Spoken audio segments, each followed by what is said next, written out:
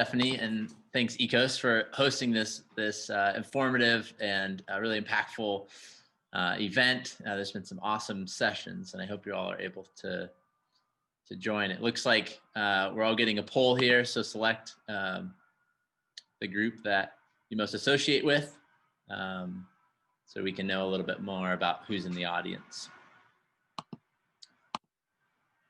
So I'm here today to introduce our panelists and our discussion today. So today's topic, Beyond Town and Gown, Alignment and Partnerships with Local and State Governments. I'm here with Eric Giddens from Northern Iowa, and Missy Nergard from University Wisconsin-Madison. And before I give them proper introductions, I want to frame our discussion a bit, and then I'll pass the mic. But this town gown conversation is so important, especially important in college towns, much like Flagstaff, where we have 80,000 people and about a 20,000 person student population. There's over 4,000 universities across the country, and how they interact with not only their city municipalities, but also their state government also often dictates their policies and success.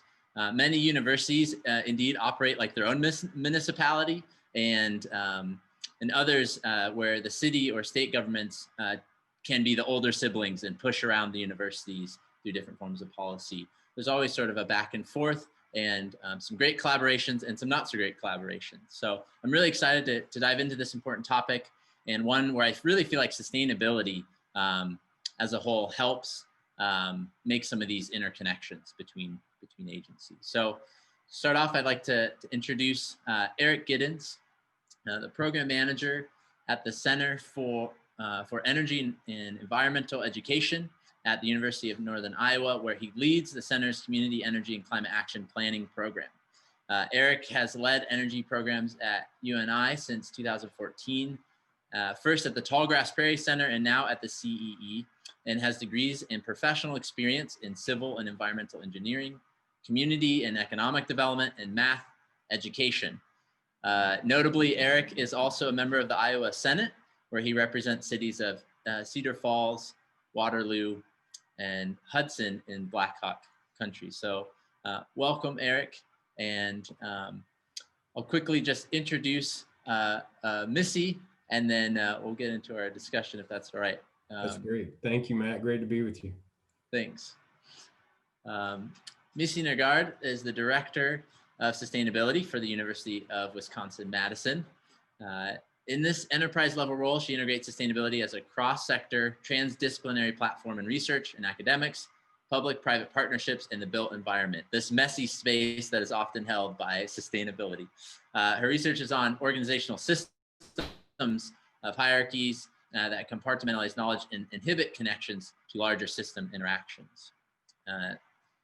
Missy has an extensive history of community service, including training and handling operational canines for emergency first responder agencies, a very fun fact that I'm glad we had.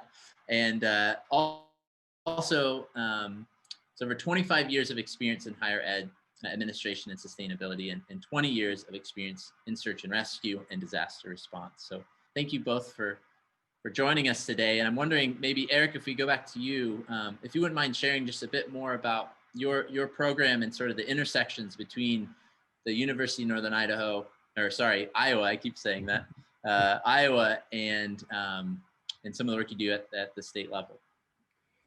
Okay, sure. Well, thank you again for this opportunity, Matt. It's great to be with you all. And I had a wonderful conversation with Kate last week, and I wanted to share that I used to live in Flagstaff, and my wife was in a grad school program at NAU. So it's nice to be connected to NAU and to Flagstaff again here for a few minutes today. So yeah, I'm, as you said, a program manager at the Center for Energy and Environmental Education at the University of Northern Iowa.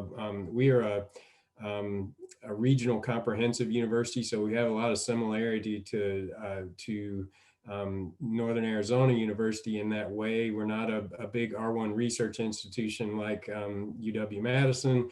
We're also not a private liberal arts college. We're sort of in between, mostly undergraduate programs.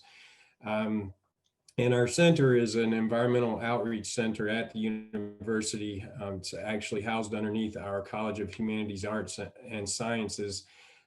We do various environmental programming in partnership with community partners around the state. And this program, this climate action planning program, is one of those programs. So we began the program a few years ago, 2017. We had some staff changes. That's actually when I came on to work at this center.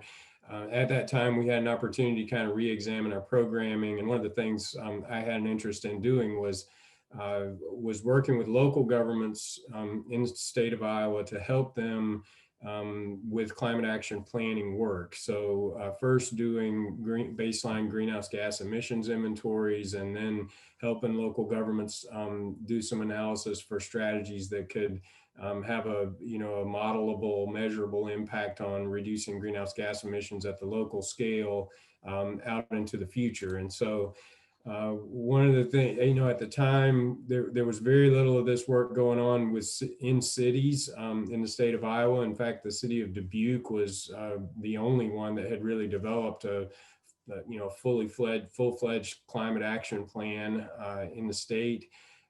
We reached out to Dubuque. We kind of talked with them about how they did their plan, and we really modeled this program at our center after the process they went through in Dubuque, and with the idea being that we would try to just help cities move this type of work forward in their local governments. And so one of the key elements of it for us is a partnership and a membership in ICLEI, which is the International Council for Local Environmental Initiatives, organization that developed a protocol for doing greenhouse gas emissions accounting and climate action planning. They have software called ClearPath.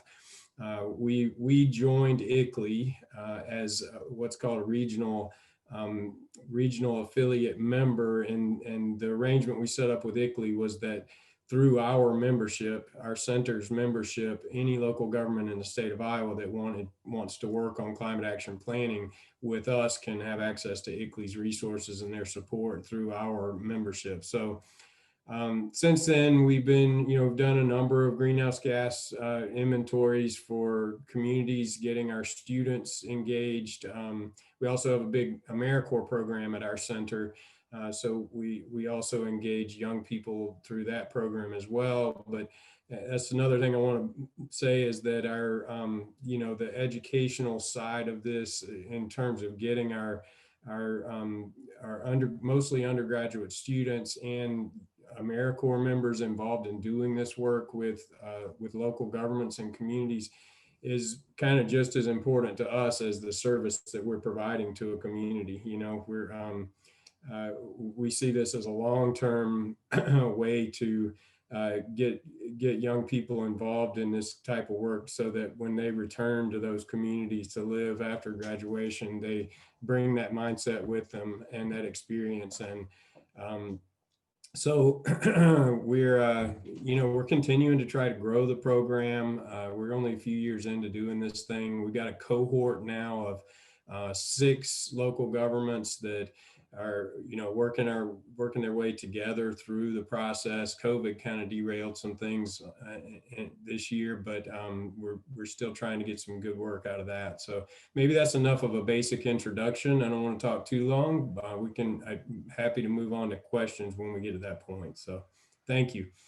No, thank you, Eric, and super insightful. And I'm looking forward to the Q&A as well. So thanks for joining us. And Missy, thank you as well. I hope your day is going well. And would you like to share a little bit about your connections, University of Wisconsin-Madison, and some of the work you've done with either the city or state level there?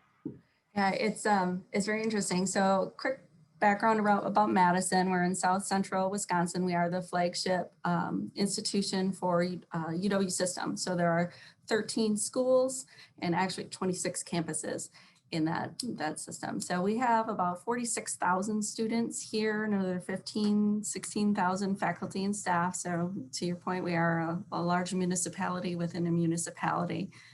About 936 acres on the main campus. We have a 1,200 acre arboretum that is near us. Our main campus also includes a 360 acre nature preserve. And one of the neat things about Madison is that we are on an isthmus, which is a very narrow strip of land between two lakes. So we are waterbound as well as landbound by the community. We are in an incredibly progressive community. Dane County is our host county, and then the city of Madison, and they are both light years ahead of the institution. So when we talk about systems, we are in a vertical hierarchy of the state. So there are actually the governor's office, and then their Department of Administration, and then UW system, and then all these system schools. So depending on the politics of the era and who's in charge, it's either accelerating or decelerating our work. And we're in an acceleration mode, but we came out of 8 years of deceleration. The institution, to Eric's point, is a research institution, and we have one of the largest climate change research enterprises in the Midwest. We're one of the largest publishers, and that has been, it's advantageous now, but their talents and their expertise has not been leveraged to the point where it could have been to really get us to where we need to be. So we're behind the curve. The county and the state are ahead of us. So we're playing catch up, and we're really leveraging that partnership to leapfrog over some of the lapses that we've had through the last couple administrations. Thanks for that framing and context. I know it looks different for every state, every county, every city. So that's really helpful. And I can speak a little bit in Flagstaff, based in Arizona, but we have a very progressive city sustainability office and ambitious carbon neutrality goal that was recently revised, the climate emergency declaration to 2030.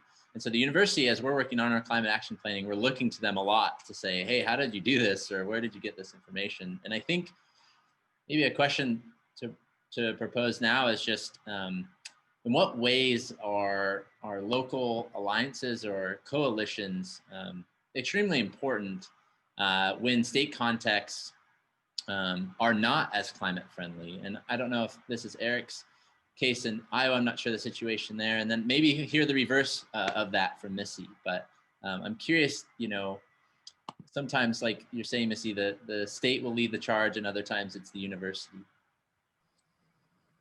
I can go if you'd like, Missy. So yeah, we are definitely not in a politically progressive state right now.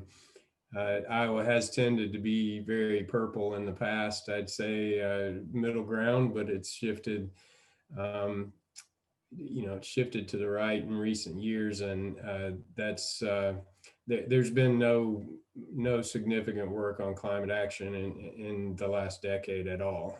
So we feel like it's all at the local level is where, if we're going to have any opportunity to do anything, that's where we need to work. And so that was another reason for trying to begin, doing this work at our center at UNI a few years ago, was just analyzing the resources that we have at our center and what sort of capacity do we have to try to do something about climate change, climate action in the state of Iowa. And we thought work with local governments is where it's at. We, through other programs at our center, had relationships with municipalities, different community organizations in various communities throughout the state. And we kind of thought, well, we could try to build off of that and get some good work going in cities where there is interest to some degree. So yeah, right now, nothing happening at the state level. Much to my chagrin, I really want to see that day, but we're not in that environment right now. Yeah, I get the sense of a sort of a grassroots approach. You're connecting with some key champions in different communities to say what would be helpful and what resources do you have, and right. That's where we find ourselves a lot in Arizona. But right. Missy, I'm curious to hear your perspective on that question and sort of the impact of being in Dane County and sort of the reverse of that. So Wisconsin is a home rule state. So the municipalities get to set their own rules and never tell the state intervene. So we definitely leverage that a lot, and not directly related to carbon, but one of the things we've been working on for a long time is trying to get bird-proof windows or bird impact mitigation windows. And fortunately, the city of Madison just passed that ordinance. So now we're required to. So we definitely work at the grassroots and we work at the grass tops. So we're trying to get everything in play when the political winds change, that we can transition really easily. So it helps us quite a bit that our county and now our state are engendered in this. So when the previous administration was here, they had outlawed, for instance, lead buildings. There is no state agency that could go after a lead building. So we relied heavily on local coding and some of the other areas that we could make some advantages. Now the state has adopted rules. So all state agencies have to be carbon neutral electricity by 2050. And so we're leaning heavily on that to advantage some of our work, because we still have those restrictions legislatively about what we can and can't do as far as our built environment. Another interesting aspect for us is, even though we're prohibited from achieving LEED certification or getting that, the USGBC has been incredibly supportive. So not only do we work cross-sector with our municipalities in our state, but some of those other not-for-profit agencies are important. Another advantage for us is that we're on Ho-Chunk land. The institution the land that the institution on was stolen from the Ho-Chunk Nation. So our tribal relations are incredibly important to us to honor that work. So there's lots of partners across the area that we can be collaborating with, and we are collaborating with. Those relationships definitely take time to build, but they're worth it in the end, because we're basically using everyone else's demands and legislative priorities to achieve our own goals. And I had a couple of things that came to mind when you were talking, Missy, that you talked about local rule, and I give you an example. We had a community in Iowa last year that city government passed a local building code, energy efficiency building code, that exceeded the statewide code. State stepped in and said that, overruled that, said that no local municipality can pass a code that exceeds a statewide IECC code, which for us currently is still 2012. We're still stuck in the 2012 code. So that's the kind of dynamic we've got going on here. But another thing, so networking with organizations across the state that are interested in climate action, renewable energy work, that kind of thing. I'm very involved in that too, and just trying to kind of, as you said, be prepared for the day. When we think we can take some action at the state level. So that type of work is very important too, to continue doing in the background. Yeah. No, thanks for that addition. And I think, again, my experience in Flagstaff is we've tried different ways to kind of formalize some of these partnerships between universities and cities. And I'm curious to hear from you both, I guess, what type of structure in your experience is needed to really help formalize and activate some of these university and city-state partnerships? And I selfishly, I want to get into the nuts and bolts as much as I can, because this is really helpful for me in my efforts. But yeah, maybe if you want to share an example or something that you've seen and some of the key pieces in there in terms of really structuring that partnership, and whoever wants to go first. You want to go, Missy? Yeah, one of the most recent things we've done, and it's an idea that we've stolen, which is one of the nice things, right? As long as we're not in academia, it's okay to steal. But it's the concept of a resilience hub. So as we're building out different aspects of the institution to the community to provide different levels of community support, we're using those same facilities, everything that's already there. And we're just saying, all right, it's a resilience hub, which basically means that in a pandemic or in a flood or something else, instead of shutting down, we open it up and we facilitate the services that those communities need. And it's a formalized way to connect that informality. And then we also work with, I do think the informal aspects sometimes work better, but especially for branding and reputation, people need to know that these things exist, that these partnerships exist. So we have done contractual partnerships as well as mutual aid agreements, and some of the structure that we need to show that, especially for legal reasons, we love our lawyers, right? They make sure that we have a signed piece of paper for everything we do. But I think the ones that are most prominent in the community are those ones where the community can actually see it, because they're never going to know that a mutual aid agreement exists, but they're going to know that they can go to the South Madison Resilient Partnership and get a COVID test or get clean water, or get services, whatever they need. So just a quick follow-up, is that Resiliency Hub, is that a physical space then? Is that like a center with different resources and things? We have a South Madison area partnership, which is one of our underserved areas, and provides all kinds of educational opportunities for underserved youth. And we have a workforce prison education program for parolees, and just some really neat things. And to have it available to that community when they're really, really in need is a really incredible opportunity. And that was a part, because the city of Madison actually owns that space, we lease it.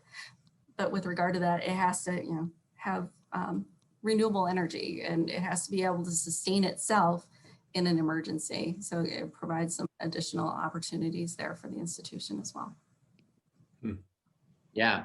I want to poke more about funding sources and how that deals partnership, but I'll pass it to Eric just to keep it moving. Eric, have you seen any good examples or been a part of those sort of structures that really help formalize or really ingrain some of those partnerships? Yeah, well, so it's been hit or miss, I'd say. We've learned a lot, since we started the program that we're trying to do with helping local governments do climate action planning work.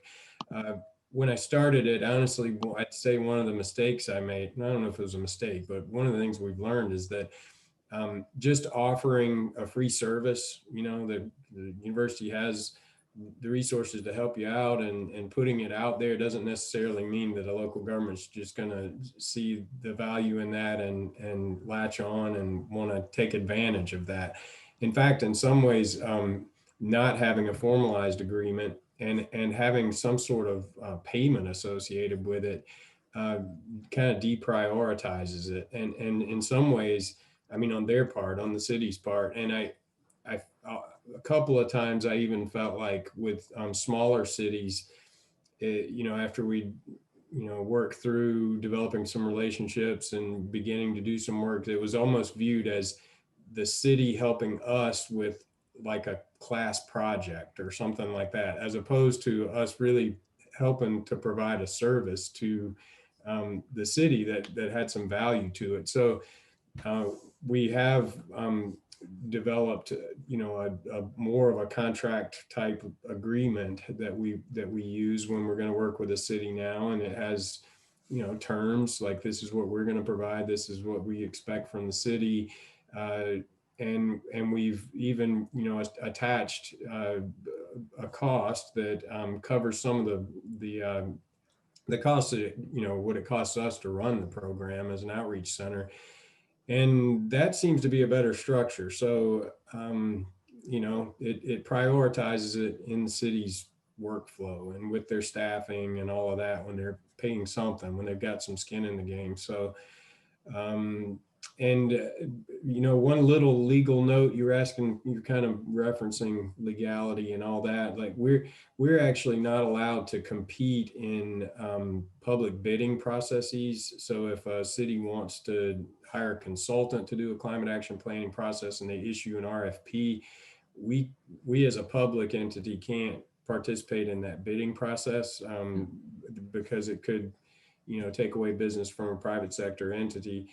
and we could pretty easily undercut them. So what we need to do if we want to work with a city is get in early in those conversations about their interest in doing this, and just set up an agreement, a contract agreement, and that has worked well in a number of cases, and headed off before they issue an RFP, basically.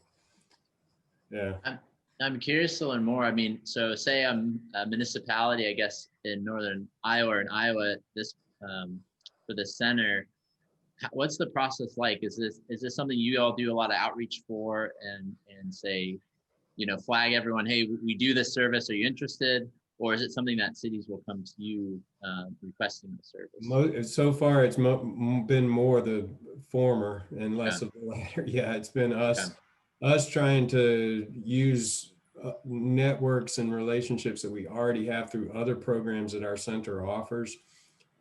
Doing a lot of outreach. I do most of that, like calling people up in cities and going to visit with them, and pre-COVID anyway, having conversations, just good old-fashioned relationship building, explaining this program, the value it can have for a community.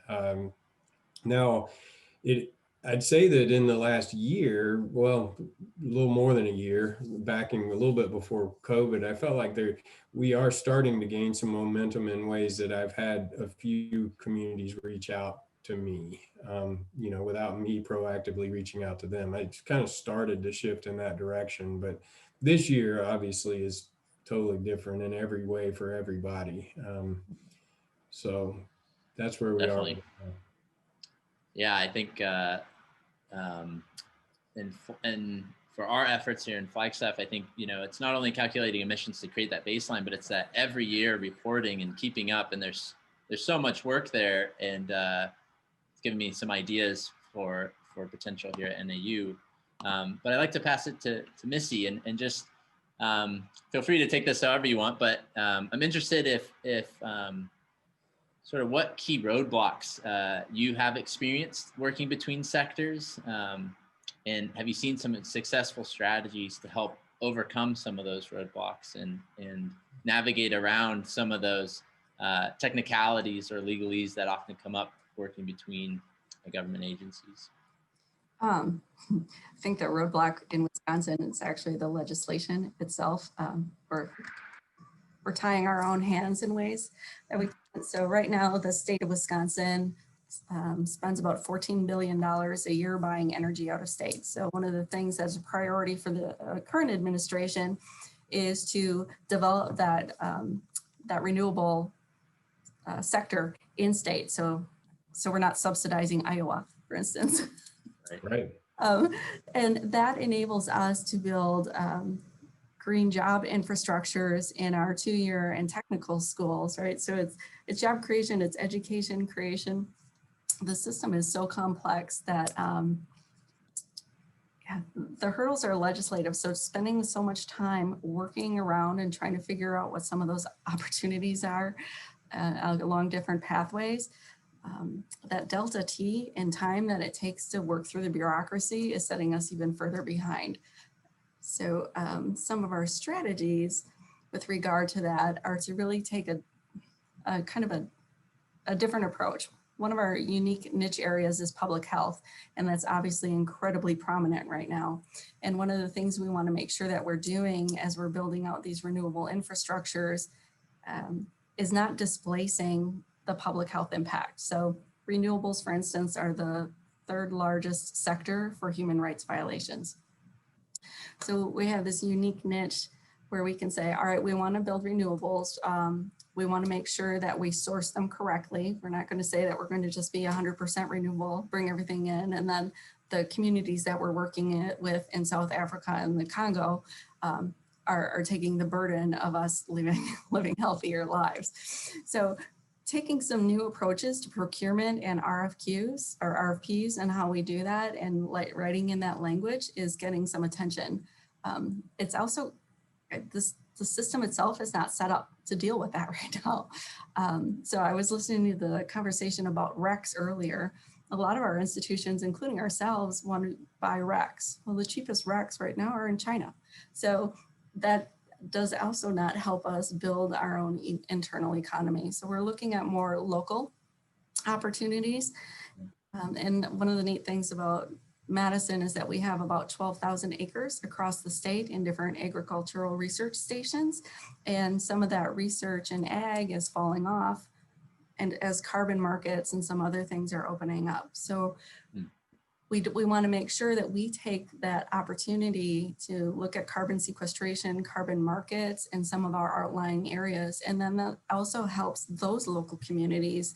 So while we have really good relationships here in Dane County, in some of our northern counties where they have a different political bent, the institution is not always welcomed. So this gives us an opportunity to build in some renewables, primarily on our farmland, but also to teach different farming practices and present that opportunity for farmers through extension. Extension runs through our campus as well. So we can teach people that are landholders how to enter that carbon market, how to quantify their carbon sequestration potential on their land and take it out of development and work through that. So to me, that's one of the more unique opportunities that Madison has, or the Wisconsin has actually. Yeah, no, thanks. Eric, any thoughts about roadblocks? There are many, and any ways to move around them like water, as Bruce Lee would say. Well, yeah, interesting. You mentioned water. Water quality is a huge issue here, but we're that's not a program I'm working on right now. So roadblocks, you know, I mentioned earlier, there's no support from the state government for this type of work with local governments right now. That I don't know if that's necessarily an active roadblock, but we just don't have any support for it from the state government. So we've had to try to just find our way with local governments where there's interest on a city council or with a mayor or an active citizen group or in some cases maybe a staff person, an administrator or something. Right now there isn't any. There on the good side, I guess there's no legislation prohibiting local governments from doing this kind of work. Hopefully we don't see anything like that. But it's fine for any local government to develop a sustainability or resilience or climate action plan in the state of Iowa. Yeah, I don't know that I have anything big to add other than the things that we've already talked about right now. Yeah, thanks. And I think some of these issues are so localized and sort of state level, and something that I believe Eric, you were mentioning earlier, just the true impacts to these relationships amidst the global pandemic and some of the effects of COVID. And I'm wondering if each of you wouldn't mind responding just quickly, and we'll go to Q&A of how has COVID either hurt or strengthened some of your partnerships, and what are some of the ramifications now amidst this pandemic? I could go with that. I'll just say, COVID changed priorities in local governments, when it set in March. And so we had some momentum going with this cohort program I talked about that we'd set up of 6 local governments that were going to kind of, it was set up to do virtually anyway, actually. So that part wasn't really a problem. And our students and AmeriCorps members who were going to be working on our end of things with these cities, in some ways it actually COVID freed up some time for them to be more dedicated to this work because the hands-on work they were doing in communities got minimized. And so this virtual work could, happen easier, but the problem was on the city's end of it. They had to rapidly shift their priority focus in most all of the cities. And so the cohort program that we had just gotten underway got pushed kind of back to the back burner. And for the rest of the spring, you know, our universities and schools and everybody kind of went home for the rest of that semester. And then through the summer, it was trying to figure out how to live in and around this virus and continue to operate to some degree, you know. So in the fall, we've tried to get the cohort program back on the rails and push our end date out into next year for trying to develop some useful documents for local governments. You know, now the virus is really ramping up again. It's starting to impact things. Just, I mean, every day we've got new bad news. So I'm hopeful we can keep our program on the rails, but it really remains to be seen. I mean, everything is totally uncertain right now. So that's where we are with our program. Yeah, thanks for that. And I would echo a bit with Flagstaff and sort of NAU. Our meetings that we had already set up virtually, they've been seamless and in fact strengthened in some ways, but the ones that were not didn't have that resilience. But I'll pass it to Missy, impacts of COVID for you and your partnerships. I would say that as sustainability professionals, this is the moment we've been waiting for, but we weren't ready for it. So as everyone else has been distracted in responding, setting up testing centers, the principles that we've been talking about all along are really now right in front of their face. So we have some really neat opportunities. And I just had a meeting yesterday about we're incorporating resilience into an integrated design methodology. We're taking 3% of every capital project, and that's going to be allocated for resilience strategies. We're partnering, City of Madison, Dane County, they all have their climate action plan. So anything that we put together now has to incorporate their targets. Mm-hmm. We're not going to do something on campus that's going to further harm the community.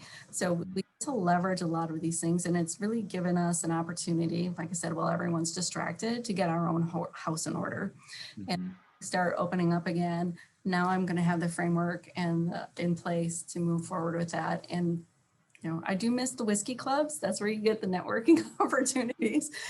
But to your point, I'm having conversations with people that I would have never had to have been able to have conversations with before. I'd have to spend a whole day traveling to see someone or talk to someone and then come back. And now I can do these back to back to back, and bring in folks that it's definitely amplified our opportunities. That's great to hear, and just I think encouraging some silver linings amidst this horrible virus and situation. We only have a couple minutes left. This time has really flown by, and it's been really educational for me. I'd like to jump to the Q&A. We do have a question referencing in places like Iowa or rural Arizona. Are there ways to provide more community education or engagement opportunities that might motivate constituents to shift state government perspectives on climate action? I might just say that one of the Missy actually mentioned our renewable energy sector here, I think, and how you guys, we do produce we're the #1 wind state in the country now. 40% of our electricity comes from wind energy, and that's been strongly supported, across the political spectrum, for years now, and that's what's enabled a lot of this development. We have a lot more opportunity in solar. We're starting to kind of grow in solar, but there's a huge opportunity for that. And so I think what we try to do is talk less about climate. As much as I want to talk about climate, in a state like this, it doesn't resonate very well with a lot of people, especially in rural areas, but more about energy independence and local energy economy. And Missy, you mentioned importing your energy, paying, spend, what'd you say, $14 billion or something sent out of the state. yeah, we have coal trains coming from Wyoming, you know, daily, mile or two long. Yeah, we make 40% of our electricity from wind, but where's the rest of it come from? It comes from coal in Wyoming, you know, and other sources. But you know, localizing our energy production is something that seems to resonate pretty well. So that, you know, building on that, I think with in communities and in rural areas, and showing the benefits that it has for farmers, rural landowners, you know, tax base, and so forth, has been something that has been successful here in Iowa that we have to continue to kind of work to build out, particularly now with solar. I'd say we got a lot more opportunity there. So. No, thanks. Yeah, I think it's a reframing issue. I think we often focus on what we're not doing and what we should be doing rather than the benefits of what we could do. And I think, you know, thinking about the benefits of alternative transport, or eating more veggies, or, you know, clean air, clean water, how there's proven health benefits and mental health benefits and all that. Missy, anything to add to sort of this, how to engage at a community level and help shift some of these more university or citywide policies to the state level? I think the biggest strategy, especially we're a partner in a cleaning of our watershed, and some of our rural folks in particular have just said, I don't want to sit in 2-hour meetings, you know, and play with little construction paper and talk about what's meaningful to me, right? Tell me what to do. Tell me what I can do. Give me the resources to do it. Help me write the grant. You know, just tell me. I don't need to talk about my feelings. And that has been really impactful, right? Meeting people where they are and listening. And that's time intensive, right? But if they're going to come to my 2-hour meeting and listen to different strategies and what we can do, I can definitely go out and have a cup of coffee and spend an hour listening to their struggles and find where we have those commonalities that we can make that match. Yeah, thanks. I don't see any other questions in the chat, and I have just one question, which I know wasn't brought to you before, but I'm curious to get any thoughts, because we're in the process of writing our climate action plan. Our city has a climate action plan. Any advice or techniques to help align efforts between universities and cities, or universities and states? And I know we only have a couple minutes, but any quick responses there? I guess I would say, based on our experience at University of Northern Iowa, it's important to have your facilities and operations people at the university engaged, and not just your faculty. You know, I mean, for us, those are two very, in some ways, different, you know, divisions of the university. Faculty tend to be very engaged in this kind of thinking and this sort of work, but if you're going to make some meaningful changes, you know, in the operation of the university, you got to have the facilities and operations people at the table, you know, doing this work. And so that would be a big one I'd suggest. Thanks. And applied strategies. Too often we spend time planning and then we never get it implemented. And there are many strategies out there that we can pick from, right? Everything we need is already out there. It's just finding a way to find the people that are willing to do it as well. No, thanks for that. Thank you both for taking the time to join in this broad but really important and often very difficult conversation, navigating some of these partnerships. And I feel like I've got some good examples and nuggets to think on. Any quick closing statements or takeaways from you two working in these town-gown sort of relationships as we close out our session? No, just grateful for another networking opportunity. Thank you. I was going to say the same thing. It's nice to meet you, Missy, and you, Matt. And yeah, since we're not too far apart, Missy and I aren't geographically, so it's great to meet another Midwesterner doing this work. And I sit about 10 feet from our university sustainability director in my office too. So I'm looking forward to telling him that I met with you. So. No, great. Well, thank you both. We'll wrap the session up there, and have a great rest of your day. And I believe we're heading on a break here. Maybe Stephanie or Kate, if you want to jump on here, segue. But thank you both, and have a great day. Thank you. Take Good. care. Thank you, Eric and Missy. We're on a break now, and we will reconvene in 15 minutes for the final panel of the conference, Investing in the Future, the Bottom Line. So we'll see you shortly.